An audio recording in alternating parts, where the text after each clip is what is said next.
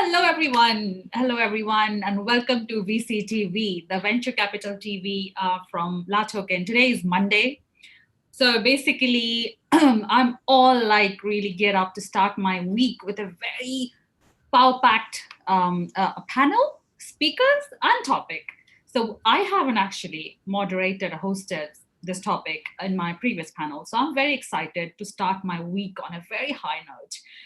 And I have got really diverse speakers as well. I mean, obviously, we have some regular speaker and also some new speakers. Before I jump into the topic, I just want to introduce myself and introduce VCTV. So my name is Sunny Mohanty. I'm the regional director of La Token. I'm based here in Singapore. So La Token has been hosting VCTV, which is the Venture Capital TV, since February 2020 this year. In light of COVID-19, where we're not able to travel and host our blockchain economic forum, which was the events that we used to host to connect investors and startups. So that's when we decided to move the format online. So the goal and the objective of VCTV as a platform remains the same. We are connecting investors who are yourselves, Clara, Gary, and Irina, with the startup community that we have in our network, because startups are the ones who can drive the economy forward in times of crisis. And we've seen that. But they need help. They need help with money, funding, sort of guidance, advice, mentorship, scaling up, and everything else that comes with investment, as we all know. So that's the whole idea about hosting those events every day, because we might think because of the lockdown or the pandemic, things have slowed down. Yes, they have to some extent, but still we have to keep pace with the changing times, because things are moving fast. And in 2 months' time, we're in 2021, and I never know what the world looks like in 2021. I mean, for me, at least for me. So great. That's enough about me. Today's topic is investments in deep tech technologies and space tech as well. That's very interesting. I haven't discussed much into space tech or deep tech technologies in our panel. We have touched upon many different topics, but not specifically on this. So I'm very excited to have the kind of range of speakers today. We have a new speaker who is representing a company in Singapore who are investing into deep tech technologies and mostly working with the government, Singapore government. So I'd like to start with Clara, who is here from Singapore today. Hi, Clara. Welcome to VCTV. How are you Thanks, today? Tony.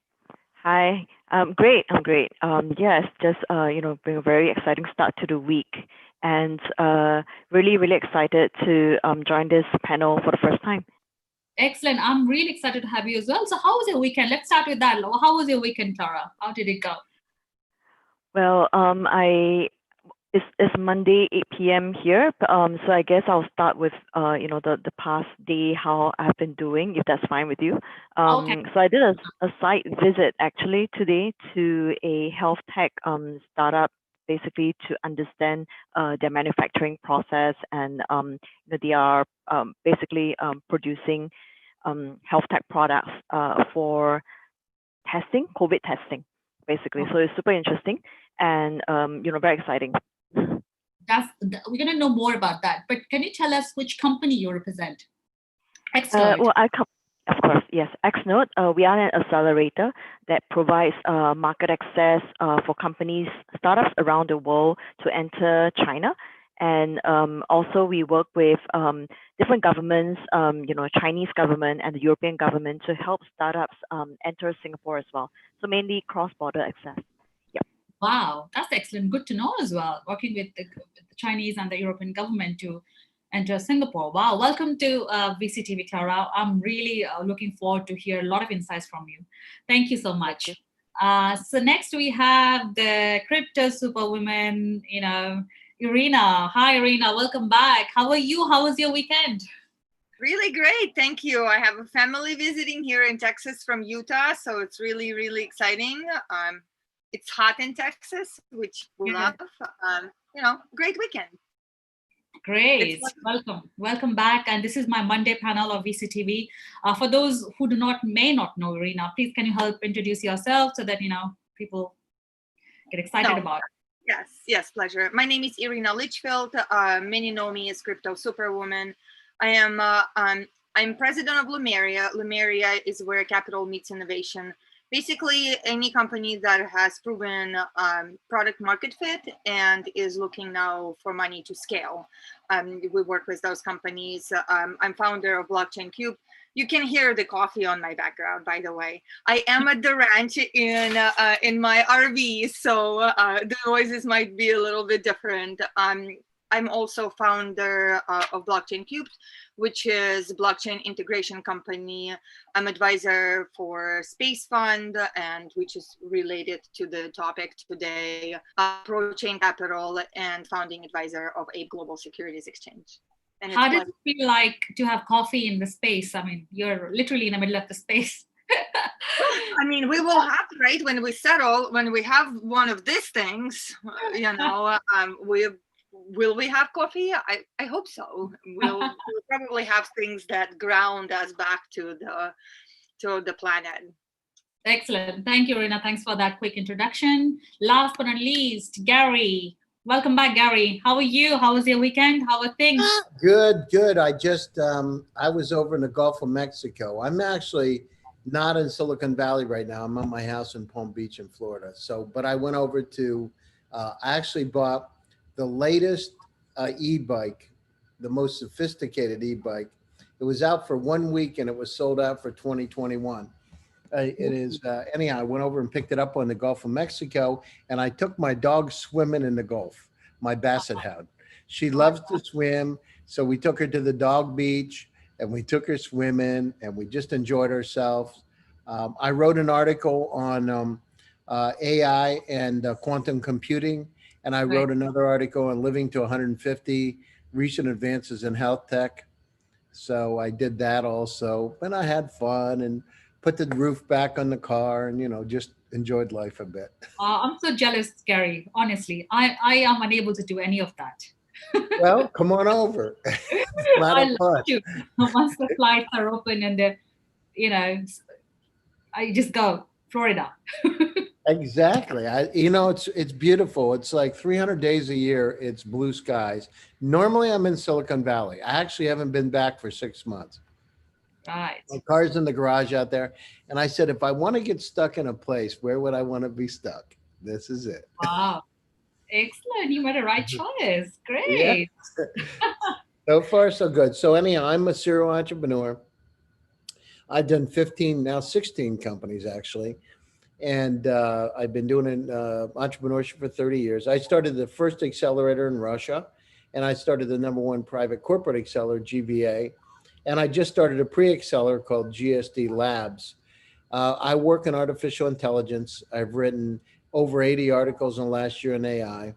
And now I'm writing it between 1 and 3 every week about artificial intelligence because I just love it. It is the way our world is going to change. And with all the data around us, we need to have some way to be able to make sense of it.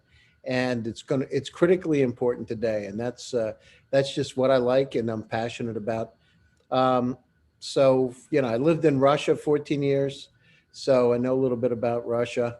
I was a top professor at the business school over there and working on my accelerator. So, like a lot of different things. I'm like a curious child. Oh, great. We should all be like that, actually, Gary. Thanks for that. Thanks for the introduction. Yeah, and thank you. Okay, guys, we all set with the introduction, and I'm really excited to hear a lot of insights, especially AI, blockchain, quantum computing, space tech, a lot of things today for the session tonight. I'd like to start with Clara. Clara, I just don't want to be very specific with my question. I'd like to know, can you give us a run through, a background about what's happening in the deep tech space, and what has been your contributions and what are you seeing the recent trends in Asia or Singapore?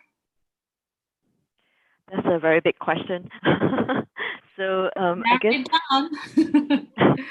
Yeah, I guess what I'll start off with is as you know, Singapore deep tech investments are very much driven by the government, and unlike other more mature ecosystems like in the US, here is very much driven by the government because, as you know, these tech startups basically they need a longer roadmap for development and commercialization.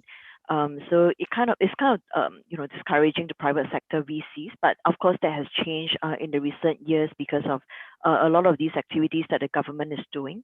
So just a very quick overview on the activities that the government is focusing on. So the government has launched a few programs, mainly under the Startup SG umbrella. So it will be things like equity, and then to encourage first-time founders to come in to found deep tech startups, and providing them basically with capital, with access to technologies, and basically a lot of support. So it's not just funds that we are investing in, but these co-investment funds are also attracting private sector investment. So starting from the different tiers of investment to attract private sector investors to come in on the one-to-one funding, or up to I think the ratio now is 7-3 to attract private sector investments. And that has actually changed a lot of the market in the last few years. So just looking back 3 years, right, the investment has driven in Singapore from around $2 billion all the way to $8 billion in 2009. So just in the past 3 years alone. During the same period, we also have an increase of, say, investment into advanced manufacturing, urban solutions, sustainability, health tech, biomedical sciences. I think these are the key deep tech industries we are looking at. Yeah, so do you have any questions on that before I move on? Yeah, that's great for an opening remarks to give a perspective what's happening in the ecosystem in Singapore. I would come back to you with more specific questions. Thank you for that, Clara. So next I have Irina. Irina, let's start with space tech and deep tech. So please share your insights, what's happening in the space. A lot is happening. Space is hot, super, super hot right now. I mean, I don't know how it is in the world, all over the world right now, because I've been in America for the last 7 months without traveling, but the way I understand it is that it's hot everywhere. Actually, space is the most relatable asset class everywhere in the world. So, however, it is not an established asset class, which is a completely different and separate topic. But a lot is happening in the space industry. Obviously, Elon Musk is one of the bigger drivers behind it. However, Space Force is doing a lot of wonderful things. And when we look at our reality and the technology that we have right now, we must look back to the push of going to the moon and seeing the development in a space. And so we're kind of experiencing the similar era right now. A lot of technological improvement are happening all over, and it is pushing the boundaries of our reality. And those innovations that are being implemented right now are going to change the way we live our lives here on our planet. And I think that's one of the important key to remember, that when we think about space, when we think about space industry, it is not necessarily all about us going out there, but it really is about improving our lives here on our planet. Whether it is for, whether we think of Elon Musk or we think of Jeff Bezos, they both are driven by one thing: to save our planet. They do want to save our planet in different ways. They have different plans with the space, but nonetheless, it is our planet that's treasure to us. And so some of the bigger things that we're seeing is the shift that's basically space companies and specifically startups. Now, startups in the space industry is very new, because before space was only available for governments, right? So you couldn't go and start a space company and say, I'm going to go to the moon and be able to do it. Now, we have space is now open to free enterprise for about 10 years. And just as a side note, Rick Tomlinson, founder of Space Fund, is a driving force behind kind of the regulation that was, brought to it. So he's been in the industry for over 30 years. And really driving that regulation. But in the last 10 years, we now have startups, right? We have seed, A round, B round, C round companies. And up until beginning of this year, most of these companies were concentrating on how do they create solutions in space, right? So let's take up pods. So one of those over there, just a smaller size, right? So basically we have these pods that can feed family of 4 sustainably or regeneratively for long period of time. And that was built for moon, right? So this company never even thought or considered to provide solutions here on the planet. It just was kind of, this is what we're going to do on the moon.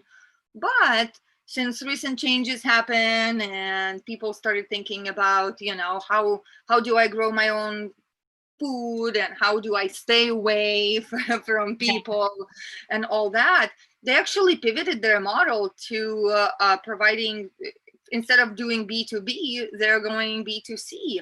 And so we see a lot of that in the space industry. So right. B2C model is pivoted. A lot of companies are pivoting and providing that. Now, of course, low orbit is very popular right now. LEO is kind of a big push right now. Kind of how do we increase our communications is a big question. Obviously, the laser communications is a big kind of a advancement that we're looking for, and of course security. Security is one of the biggest questions that we have right now when it comes to space. Right. Wow, great. Awesome insights, Irina. So yeah, we've got 3 speakers, got enough time. I'm going to come back to you, more questions. Thank you for that start. Gary, let's talk AI, deep tech, unless you would like to start on space. So I think the deep tech is obviously quite a promising space, but also the startups in the space face many challenges because of in terms of capital. In deep tech, building a product requires a lot of time due to research for which it needs capital. So what do you think are how can the startups who are really looking to build something in the space can be helped either with the private investors, venture, accelerator, or maybe the government? I mean, what are your thoughts on that? Deep tech, or are you talking about space tech? Just in deep tech, or just in deep tech to start with? Yeah, okay. Let me just add on to what Irina said, because I'm going to paint a picture for you. So Absolutely. if you look at it today in space, so I had recently last week had a call with one of the NASA astronauts who's a PhD in quantum physics, and so we have had several discussions, and most people don't realize. So if you say, how many Earth-like planets are there in the Milky Way galaxy? Earth-like means they're in the Goldilocks zone. That means close to a star that they could have a habitable life. There are about 6 billion just in the Milky Way galaxy, right? And then how many galaxies are estimated in the universe based on Hubble and the Kepler project? And now it's 200 trillion. Wow. Trillion. So you figure if you just take a model like ours, there's 6 billion per galaxy. There are 200 trillion galaxies within the universe. Think about what the opportunities are and what's out there. And as Stephen Hawking said, that imagine a civilization is 100 million years ahead of us. right? What would that be like? So this is just, and he said something fascinating to me, Sonny. He said, when you're in space Yeah. and you're looking down at the Earth, you Yes. understand how small we are. Absolutely. Yeah. And so, this is a great frontier. Now, I want to talk about artificial intelligence. If we're going to go to Mars, there's all Mhm. kind of issues. So if you're taking a flight that takes 6 months or a year, even if you use the moon as a base, you've got to have artificial intelligence. Think about analyzing all the data around you, all the asteroids, all the potential issues, things that could hit your ship while you're flying and kill you. So imagine all the zettabytes of data that you've got to analyze, and then imagine communications being relayed from Earth to the moon and the moon out. So AI is going to play a critical role. The other thing is, like the European Space Agency has developed an intelligent assistant to be able to essentially talk to you while you're flying to keep you company, right? And to monitor your health. So kind of like HAL. So these technologies are there. And in terms of space, so deep tech, I'm just finishing my article on AI and quantum computing. So quantum computers, so to give you a scope of how fast they are, a quantum computer is 100 million times faster, can be up to 100 million times faster than a typical conventional computer today. 100 million. Wow. So think about what that possibilities that opens up for us, good and bad.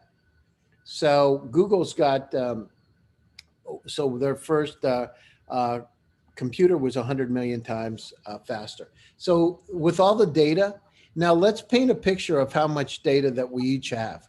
So each one of us here on this show have about 300,000 items within your own personal cloud. Email, files, folders, Dropbox, WeChat, Google Drive, Slack, Messenger, Telegram. You can have 20 some data sources. And how many times every week do you say, somebody says, did you get my email? And you say, I don't remember seeing it. Well, because you get hundreds of emails. Right. We are in a bad situation. We're inundated with data. This flat data coming at us is killing us. What have I said to you, Sonny? Remember the PowerPoint presentation I sent to you 3 months ago? And I sent it in Facebook Messenger because you use it, right? Or LinkedIn. How in the world would you know where it is? The first thing, you're going to check your email. Right. And then you have to write the exact words. It's got PowerPoint presentation, Gary. Well, that is inundated. That is dead. If we don't do something to be able to organize better, using not smart, but intelligent artificial intelligence, which means unsupervised. So paint the picture, 300,000 items today. That number doubles every year. In 5 years, you will have 10 million items within your own personal cloud. How in the world? Think about today. I don't care. I've talked to CEOs of some of the largest companies in the world, and they tell me, I said, how did you deal with your data, your email? He said, it's very simple. 2 years ago, I said, if an email is older than 2 years, I'm going to delete it. I said, okay. And he said, a year ago, this is a real conversation. A year ago, I said, if it's older than a year, I'm going to delete it. And then I said, okay. And he said, 6 months ago, I even said, if it's older than 6 months, I don't need it. And I said, well, what if it's something important, like some document? He said, if it's that important, they'll send it again.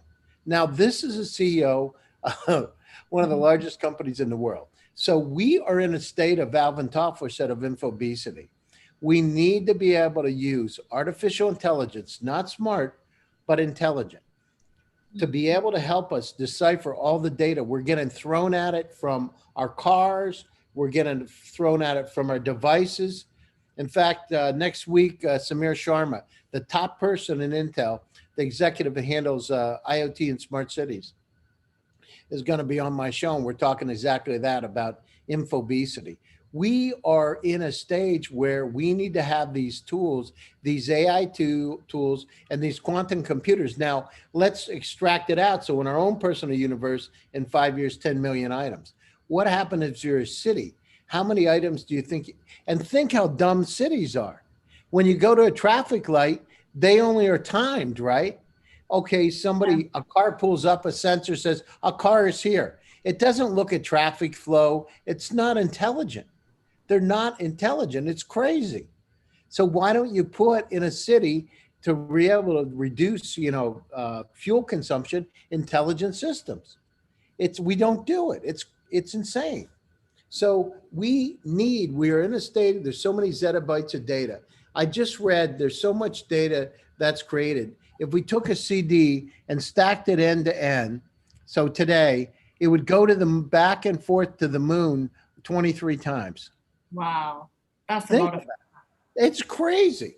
crazy. So this is a state. So these technologies, these deep tech technologies. Last week I was on the phone with one of the consortium of the top pharmaceutical companies in the world talking about AI and drug discovery and modeling. That's our future. COVID's really pushed us because we've had to come up with a cure for COVID very, very quickly. And having these technologies that can do these models very, very fast is critically important. So now we're in a different stage. This digital transformation over the last 8 months has put us in an entirely different state. And these deep tech technologies, so there's different types of AI, right? Most people, by the way, there's a lot of BS. They say, oh, it's artificial intelligence. It's not, it's algorithmic math. But AI, when you have AI at the very highest level, so I just wrote a paper in Forbes about emotion AI. This is where you have compassion. So people say, oh, it's the nasty AI. You want semi-supervised where you tell it to do something some of the time. I'm simplifying it. Unsupervised where it's making some of the own decisions, right? So it's trying to help you. It's truly an intelligent assistant. And then AI, emotion AI that has compassion and things built into it to make it more human-like. Totally, totally. So how can the startups get benefited? Because I think deep tech requires a lot of research and a lot of initial capital, if I'm correct. So, I mean, how do they reach out to investors? And what are some of the best practices they should be following? I'm in a situation. So a lot of the places where some of this incredible talent is out are places like Russia, the Ukraine, Belarus, Israel, Singapore has some. So this is like I call the KISS principle: keep it simple, stupid. Right? I'm from a little town in Pennsylvania. Grew up in the side of a mountain. 1,000 people in our village, literally. I keep things real simple. If you're gonna go fishing, Sonny, you go where the fish are, right? You don't go to the lake where there aren't fish. So you go to places where you find those kind of talent. So if it was me, if I had an idea and I would be in Singapore or China or the UK or wherever, I would go to places where those resources are, where people can build it. You want to go where people are the best at building it. Find somebody you can partner with that has great expertise and can help you build whatever you want. So if it's an AI model. The other thing, remember, AI models, and again, this is another one of my papers in Forbes recently, my articles, is transportable models. The same model that I use in manufacturing can be used in healthcare. The difference are how big the training sets are. But the same exact model. So people don't realize it's like taking an engine from one part to another. So these are transportable models. And if a startup wants to get involved, well, let's figure out, first of all, there's a lot of the startups are calling it AI and it's not AI, right? It's a light version of algorithmic math. So figure out what your problem is and how truly you're going to be able to solve it. Then I would find teams that can work with you to help solve that problem. So if you're in sales and marketing, find technical co-founders that are located. I mean, that's what we do, right? With GSD, Get You Done Venture Studios, we look for talent. We actually, help create those companies. So we look for the talent on one side and we look for a problem, and are people willing to spend money to be able to solve it, right? And are the customers willing to grab it out of your hands, right? The technology, and pay you money. It's one thing of grabbing it, but are they going to willing to give you money in exchange for what you have? That's very important.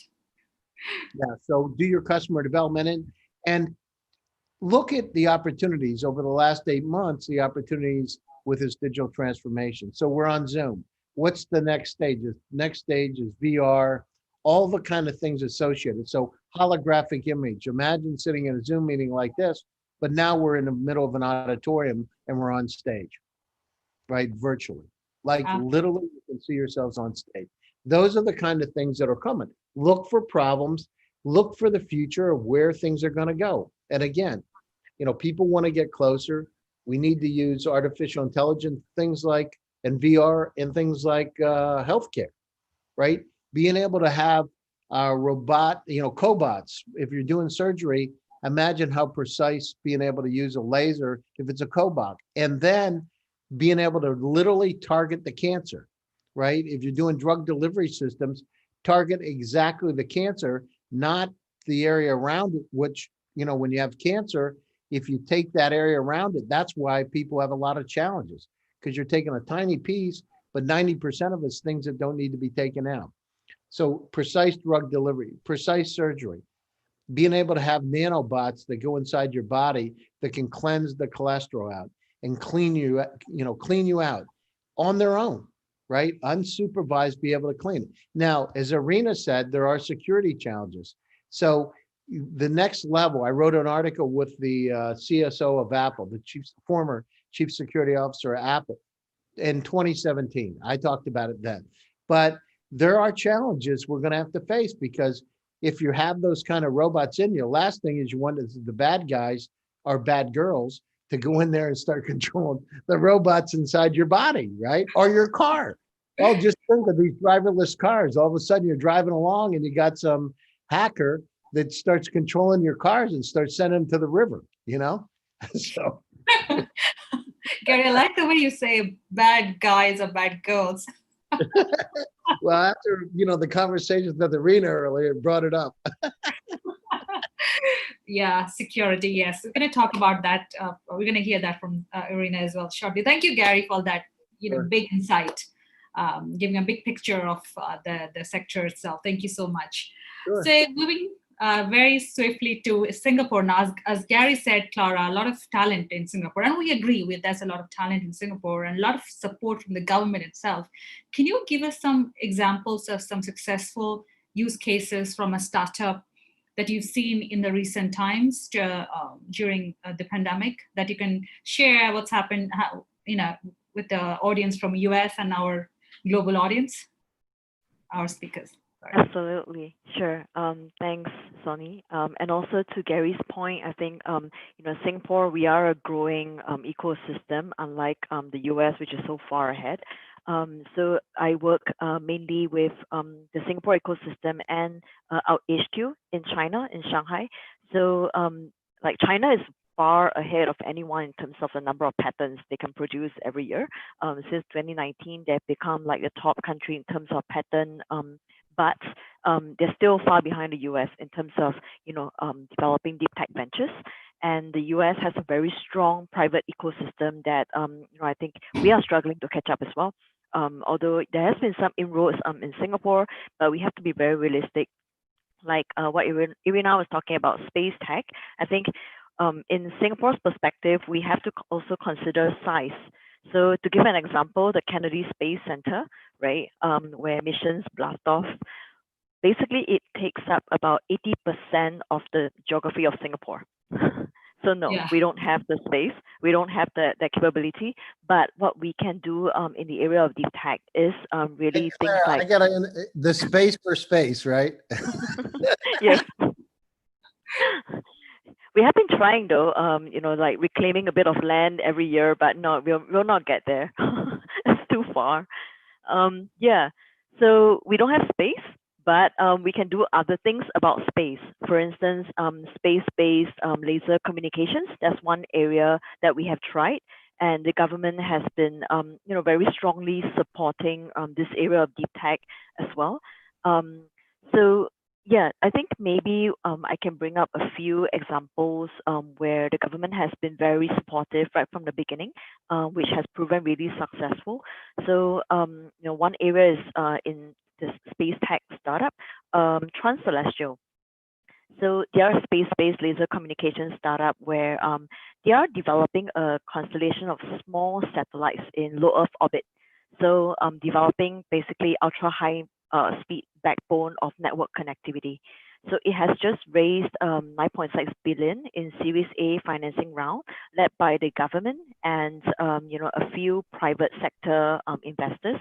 So our Series A round 9.6 million US dollars seems very little compared with large economies like the US. But I also have to remind you, because the size of our economy here is a lot smaller. So yeah, but this is actually a very big thing for us. And so space tech is one. Another example, health tech has been really big given the COVID situation for us, and being in close proximity to China. For us, COVID has started since January, since end of January actually. So while we didn't have like the lockdowns, which a lot of developed economies have, we do have soft lockdowns called the circuit breaker, where we work from home, but we can still go out to buy groceries and go out to exercise. So it's kind of a soft lockdown. Of course, that has an impact on the economy as well. And a lot of deep tech startups, those in the healthcare space, the health tech space, has pivoted to capitalize on this also because they need to. Yeah, so another example, I went for a site visit today. Basically, this genomic medicine startup, Lucence, they just closed a Series A round last year. And this year, because of COVID, they basically pivot to sample testing kit, to producing sample testing kit. So they don't actually do COVID tests, but they basically provide a test kit which promises sample integrity. So proper storage and transporting conditions need to ensure samples remain viable. But in this case, they have a formula of transporting medium that keeps the samples at room temperature for up to a week without the need for chilling. So yeah, so we've seen these pivots that has been proven quite successful during this period. But the ability to pivot also is supported largely by the government. Yeah.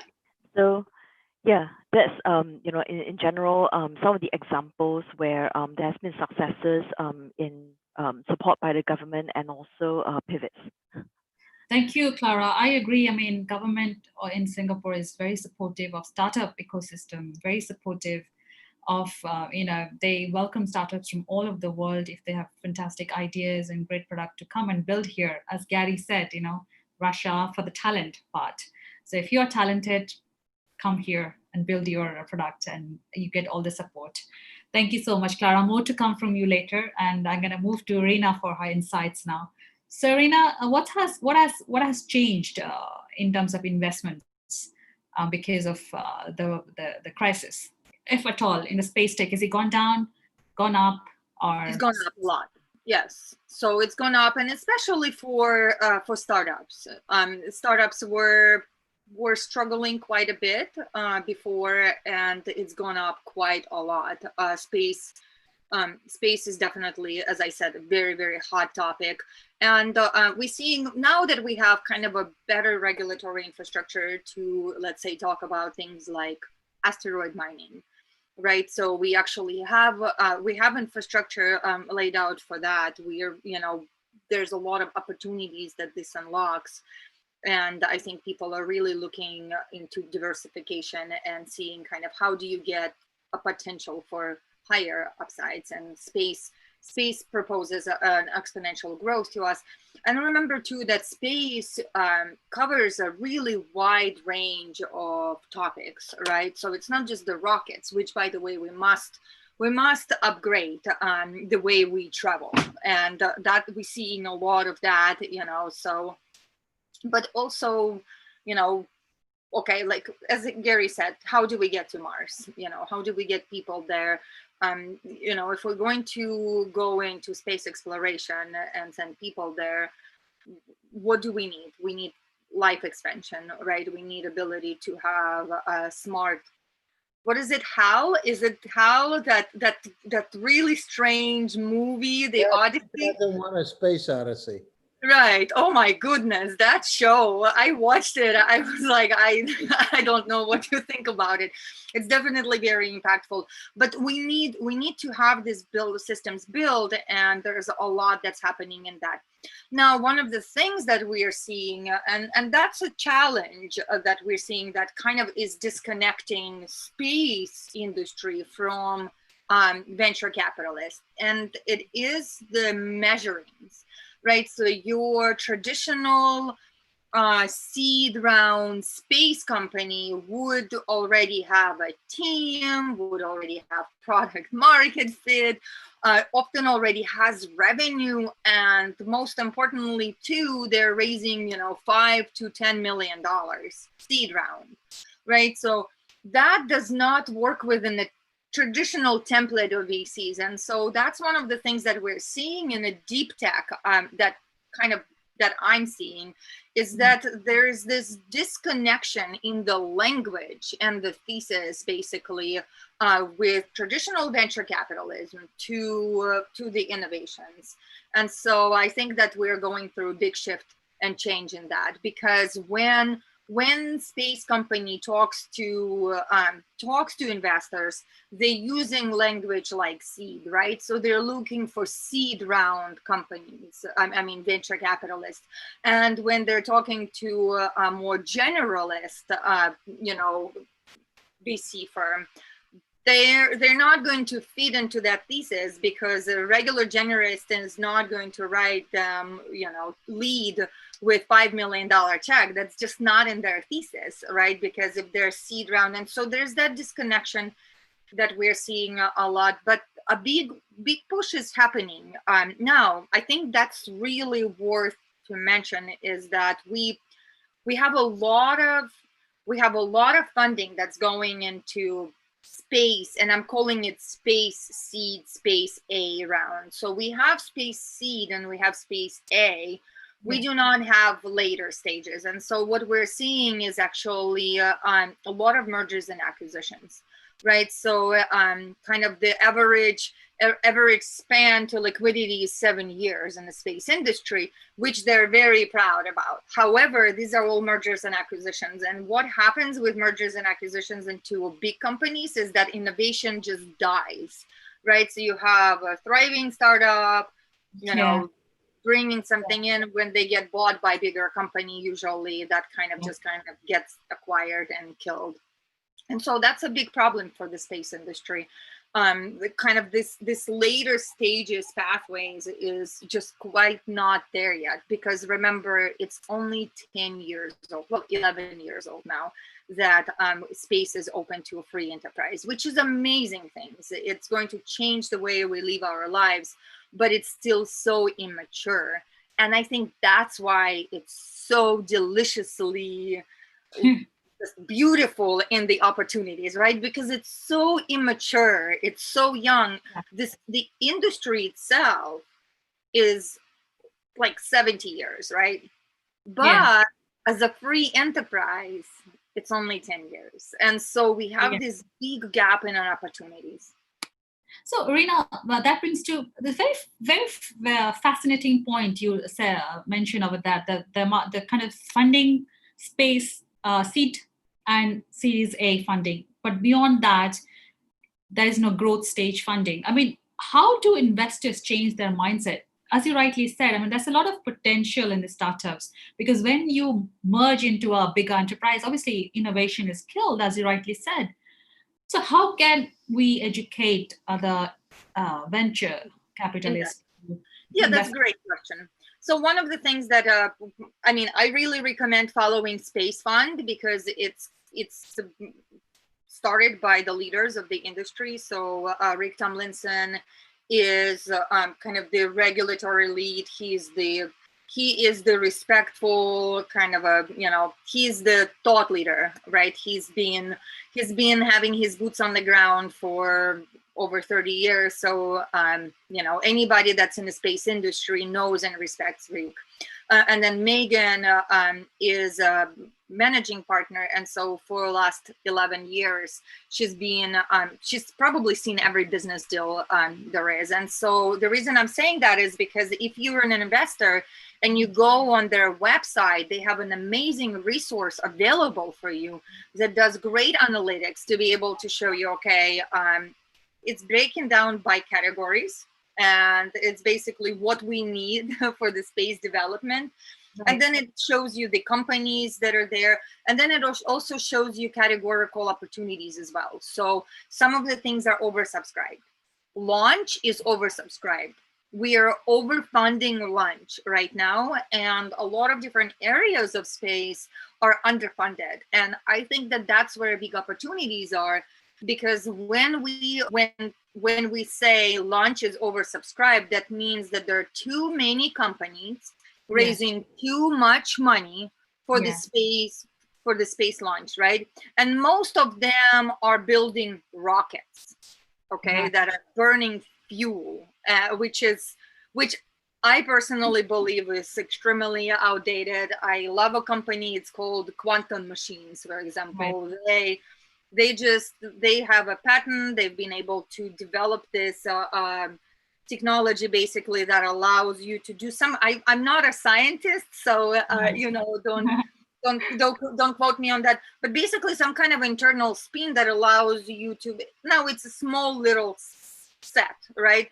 But it basically allows the object to be able to move multidimensional. It's amazing, right? It's amazing what we are able to do with that. And so while there's a lot of research happening on how do we travel, we're still kind of spending a lot of money on these vehicles. And what that means is that a lot of this company, there's just not enough space. We don't need that many launch companies. So, but we are changing the way we're going to do the science. We're changing the way we do a lot of things. For example, zero gravity, right? So like 3D printing of organs in 3D gravity, right? So you print your organs in zero gravity in a low orbit in the station, and then when it needs to be done, you deliver it, because then it kind of stays intact, right? So, and then there's more different opportunities.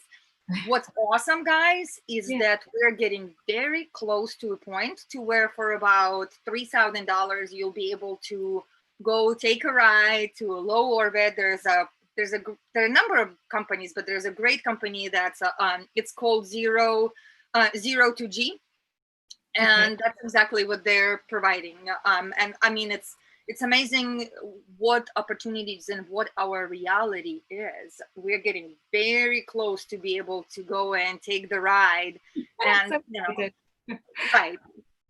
So you are advisor to Space Bond. Did you say that?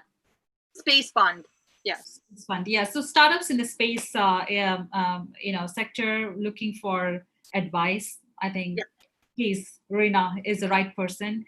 If you would like to reach out to her, I'm not obviously ending the show like last time Gary thought. I'm just referencing Irina so that startups know where to go and find her. You can find her on our website. I'm gonna give all the details after the show. I mean, just before we finish the show. Thank you, Irina, for those insights. Gary, over to you very smoothly. Do you like to add on to what Irina said, or you would like to say, speak about a different perspective, focusing on the technology? I'm in this all kinds of tech, right? Because GSD, we handle AI in different parts. But I mean, it's, this, again, to keep it simple, stupid, was $5.9 billion spent last year. And if you look at where it was spent, LEO, satellites, space exploration, tourism, asteroid mining. I mean, it's just the world's opened up. And, part of it's because of the visibility that Elon Musk himself has given to space. I mean, it's renewed interest. And in being able to do it, it's kind of embarrassing that the governments weren't able to do it, but Elon Musk is. What he put up, there are more, I just read a note that said there were more satellites put up in Q1 of 2020 than all of 2019. Right. You can imagine that. So and I think it was him, Irina, right, that said that there are enough satellites up there right now, he's going to be able to do the internet without having any land-based systems. Yep. Well, think I wrote an article recently called Nikola Tesla's Dream Comes True in Forbes, called The Democratization of Opportunity. That's exactly what I was talking about. So imagine what that does if you're in a small city in Africa and had never been able to get internet connection. Imagine what that does to level the playing field. So we're in a glorious time where humanity's changing and the playing field is changing too. And space obviously has a lot of impact on it. I think, that I'm more interested in going to, being able to explore other planets. I was reading I talked to this quantum physicist about traveling through wormholes and being able to do space travel in an entirely different way. And, that's where it is because, light year, if you go to the nearest Earth-like planet, it's 150 light years away. So we're going to be dead by the time you get there. So there's going to be other ways that we're going to be able to travel. He's doing a research project, I believe, with MIT on the teleportation of matter. He's a quantum physicist. So we're really exploring some new areas that are very, very interesting. So, I'm excited. And in terms of space, it's sexy, it's interesting, and it's going to happen because think about it. The population of planet Earth is 7.8, 7.9 billion. It has quadrupled in the last 100 years. Look at how much potable water there is, on the planet. We've got challenges with fresh water. We've got challenges with enough space. What's going to happen in another 200 years from now? If it quadrupled in 100 years and it quadruples again and again, we got some serious problem with food. We're going to have to explore. And, God forbid, the asteroid hit the planet during the time of the dinosaurs. What happens if we have those kind of events, cataclysmic events? We had better look outside of our boundaries. And we're started. This is we're just like a child, right? That's just gotten out of diapers and starting to walk to see what's out there. And it's a beautiful, beautiful, glorious time. And I'm really happy that Branson and Bezos and Elon Musk have really taken the bull by the horn and given it a lot of visibility and proven they can do it. Now it forces people to jump on board. Yeah, what coronavirus did, we have to, as you rightly said, 200 years down the line, we have to probably find a new home. Well, it's, the thing is, and I've had some very interesting conversation with the astronauts, right? About all kinds of different things, and I think that our minds are open to there's other life on other planets for sure, right? I asked a question to one of the astronauts. I said, what's the chance that there are life on other planets? And he said, in Zoom, look at me right in the eyes, 100%. So, I'm not sure exactly what that means, but I think I got a hint. Yeah, because I'm really excited, actually. Yeah, it's really interesting. As long as we're not the cows. Good point. Great. Thank you, Gary. Thank you, Gary. Sure. Very futuristic. Very like 200 years down the lane. I'm just imagining myself in a new home. I don't know how does that home look like, but I'm sure it's going to be just like Mother Earth, I guess. Well, Yes. Look at Irina, or Sonny. I went down through Irina's point. I'm writing this article. So one of my articles right now is the intersection of AI, gene editing, and genomics, right? It's one of the areas that I'm really interested in. And then my next article is on living to 150. And we actually did a project like 5 years ago with my MBA students from Skolkovo and Stanford on living to 120, I'm sorry. And now 150 is a realistic number because we're looking at like crabs that can live longer. We're looking at nanobots. We're looking at singularity. There's all kinds of different things that have come all at one time. So we're going to be living a lot longer. And it's just, it's so great that our lives are changing and it's nurturing. We're going to be able to explore other civilizations. We're going to be able to see things. And by the way, there are planets that are very similar to Earth, very, very similar to Earth. One of them is about 2.5 times the size of Earth, but they're planets that, on the outside at least, look very similar. So, it's an exciting time for us. Absolutely. Very exciting. And, I'm getting goosebumps as I speak. Thank you for that insights, Gary. Really amazing and lovely insights. Clara, anything you want to share regarding startups in China or Europe that you're working with that they're planning to venture Singapore as a country for building their startup, or how do you help facilitate and everything else? Yeah, I think if there are startups who are interested to venture into Singapore or into China, we can basically help with basically finding product market fit and market validation. So, it's providing market access. But of course, if the startup wants to leverage, for instance, manufacturing facilities in, parts of China, or leverage, the Southeast Asia ecosystem using Singapore as a landing pad, of course, they feel free to reach out to me and we can discuss actually what they need, because we only work with scale-ups who have an existing, client base, they have a product and they're ready to scale. So that's one opportunity.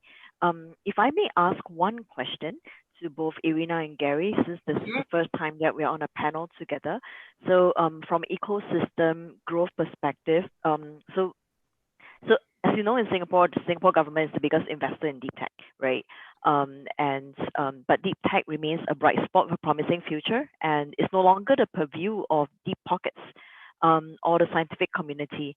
So being in the US, which is one of the most advanced ecosystems, what trends can we learn from you that can bring us to a major point in change in how deep tech research is pursued in Singapore, and how do we bring that to market? Great question. Thank you. Who would like to take? Do you want to do it? Yeah, absolutely. So that's such a great question. I think that, well, first of all, thank you for saying this.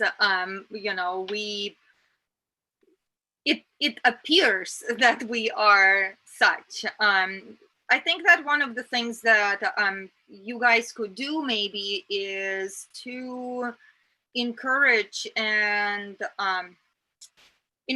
the later stage funding for these companies, because they are looking for that, right? So I think that the big opportunities for others come into B+ rounds, right? So if you were saying, okay, how do we attract these companies to come to Singapore to maybe incorporate, or how do we attract them to Singapore?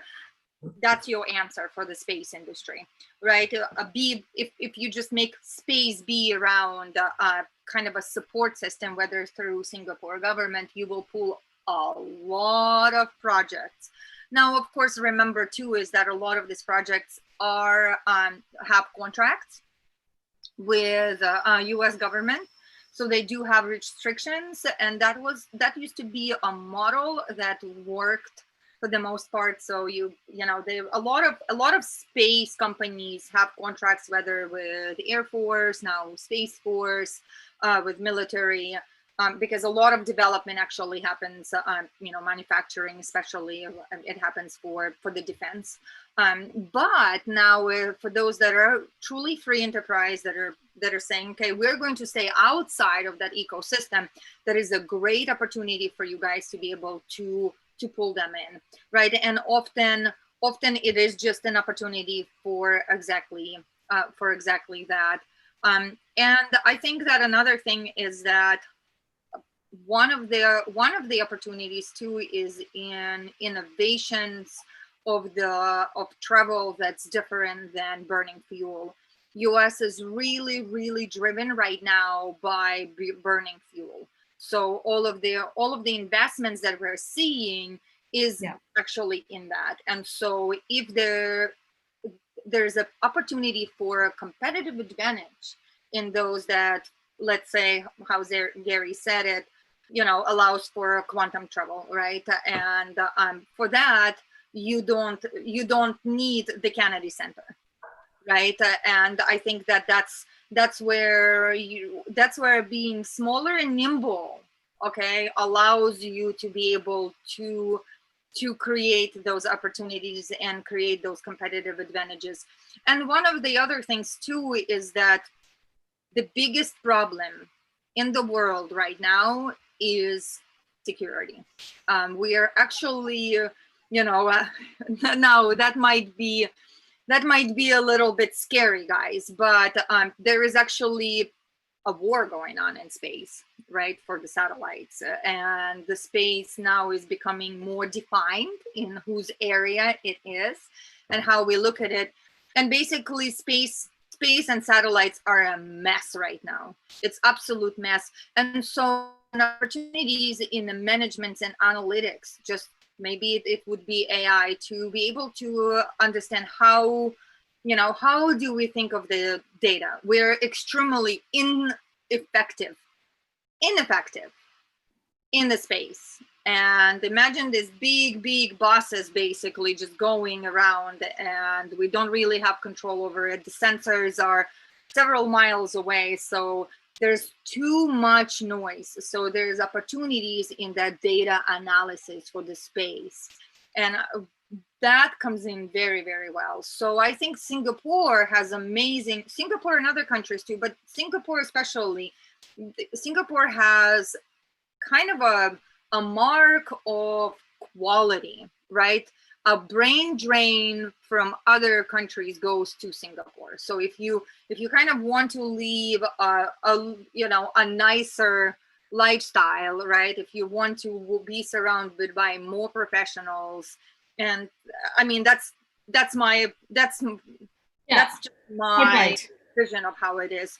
You go to Singapore, and so you guys do have advantage from that, right? You just need to not think that space requires land. Space does not require space.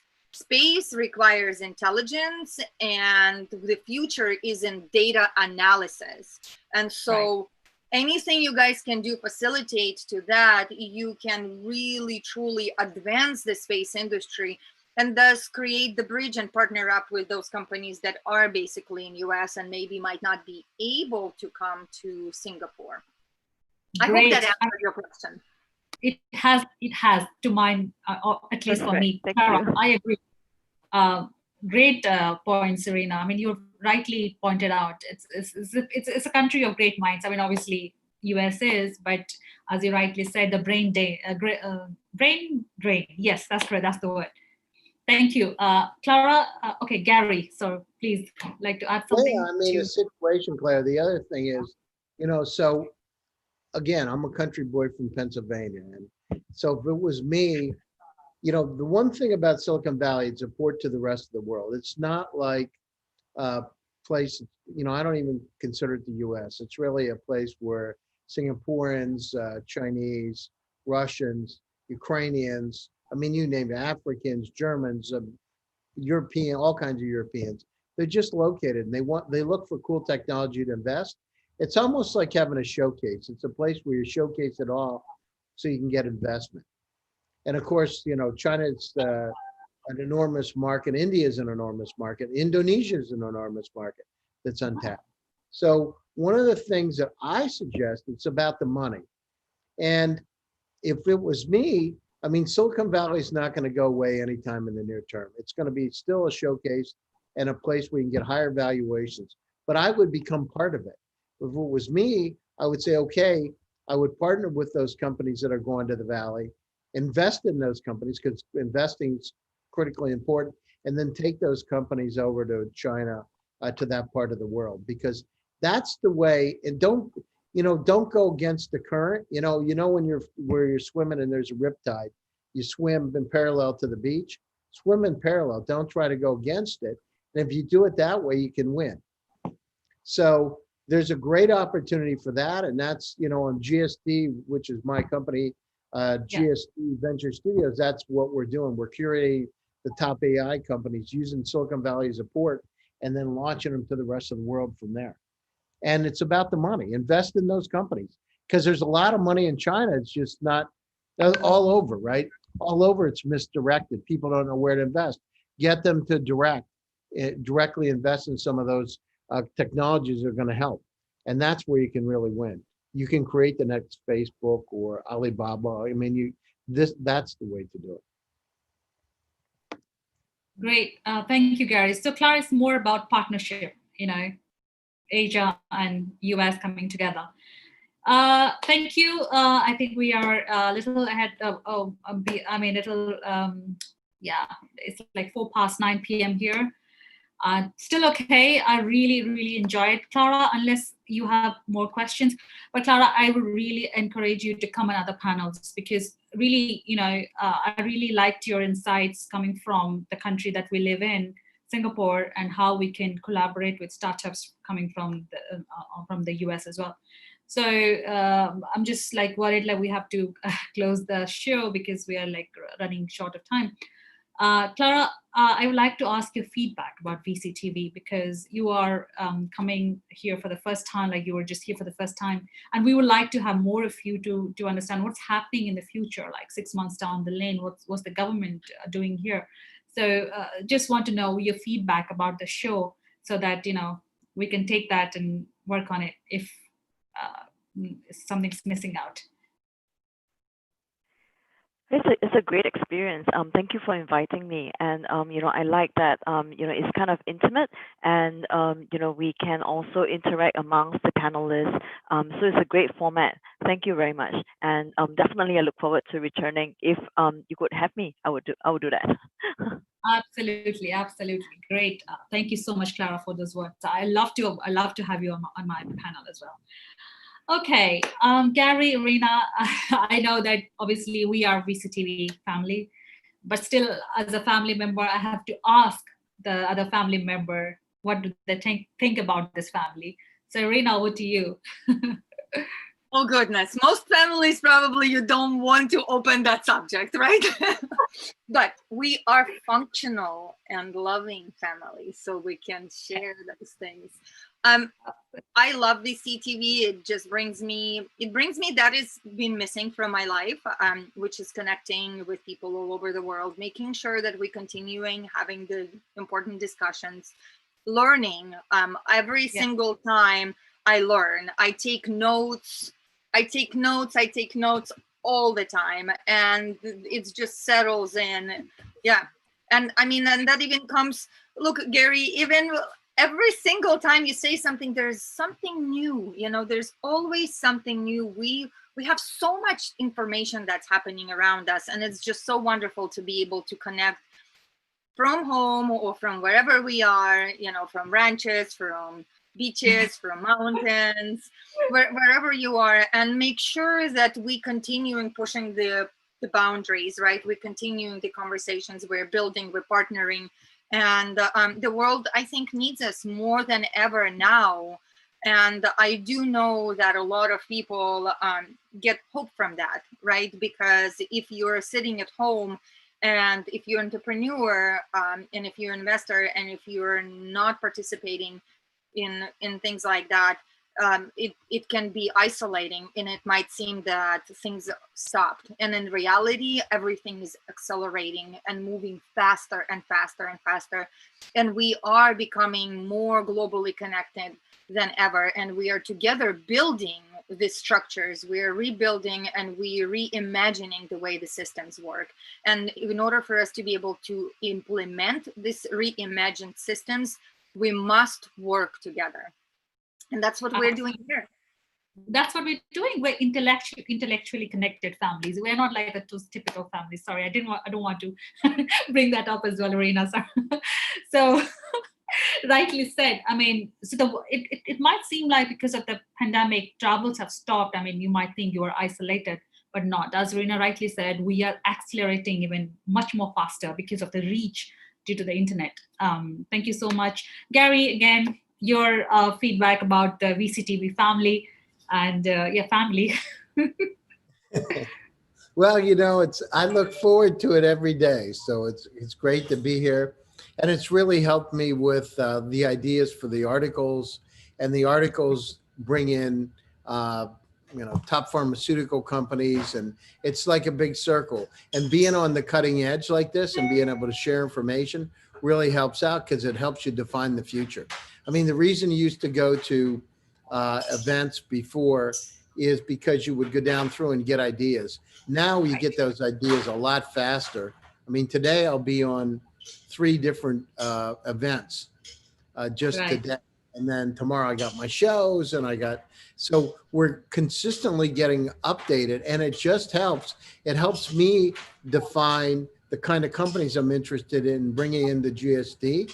And it also gets the connections like you can't imagine. Some of the richest people in the world have been on these kind of events, and many people don't even recognize.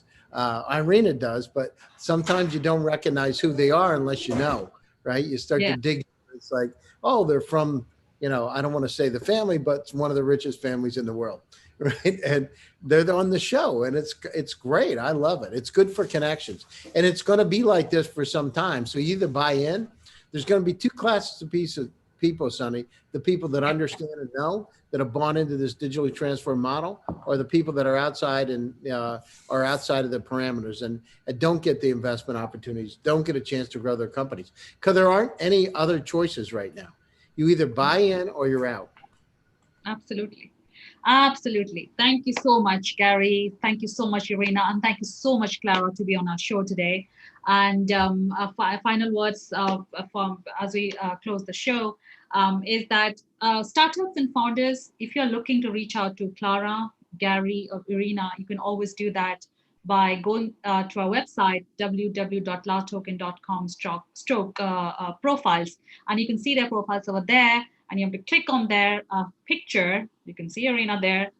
Click and click on pitch, and there you go. You get direct connection to Irina. So that's the thing about this platform, where we connect directly to this investors. So I think, as Irina rightly said, and Gary rightly said, keep building, keep pitching, keep on building, keep on expanding on your network. Okay, today you know Gary, tomorrow you know Gary's network. Tomorrow he's obviously hosting shows, he's speaking at other events, and he can give you that connection of his as well. So please don't stop pitching. Please don't stop building. So that's my closing remarks for the show. Thank you so much. Again, for investors, for those who are looking to network with other like-minded investors from all over the world, like we have Gary and Irina from the US, you have Clara from Singapore. So tomorrow we have somebody else from Europe as well. So if you're looking to build your own intimate investor community, this is the right platform for you to come and speak and share your ideas and insights with the founders, with the startups, and our global audience. Having said that, I have to close the show now. And all I have to say, please stay connected. And let's all stay safe as well, because we'd like to come back and talk to each other, being a little family. Stay safe, and I hope to see you all again on another panel. Till then, take care and good night. Bye-bye. Bye. Bye.